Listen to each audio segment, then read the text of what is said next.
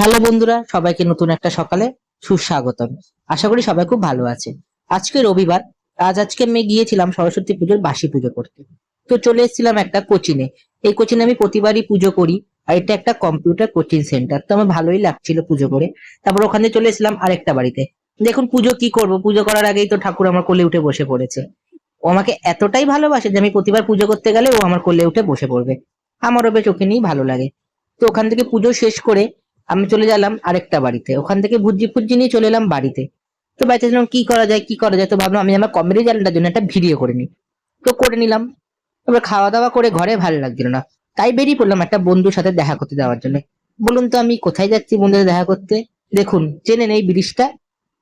যদি চেনেন আর এই মন্দিরটা কোথায় সেটাও কিন্তু আপনারা কমেন্টে বলতে একদম ভুলবেন না। আর এই ব্রিজটা কলকাতাতে, এটা আমি বলে দিলাম। তো এই আমি একটু র্যাপিডো করেই যাচ্ছিলাম। তো মায়ের মন্দিরটা স্পষ্টই দেখা যাচ্ছিল। তো আমি মন্দির টপকে চলে এলাম এইখানে।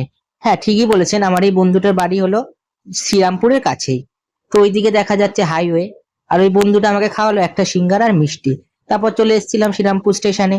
তো ওখান থেকে আমি ট্রেন ধরবো বলে দাঁড়িয়েছিলাম। এই দিক থেকে আসছিল তারকেশ্বর হাওড়া লোকাল। তো আমি তারকেশ্বর হাওড়া লোকালটা ধরে নিলাম। ট্রেনটা দেখে মনে ছিল খুব ভিড়, কিন্তু না, ফাঁকাই ছিল।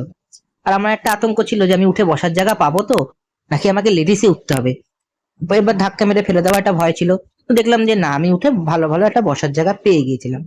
তো আমি তারপরে নেবে বাস ধরে নিলাম বাড়ি যাওয়ার জন্য।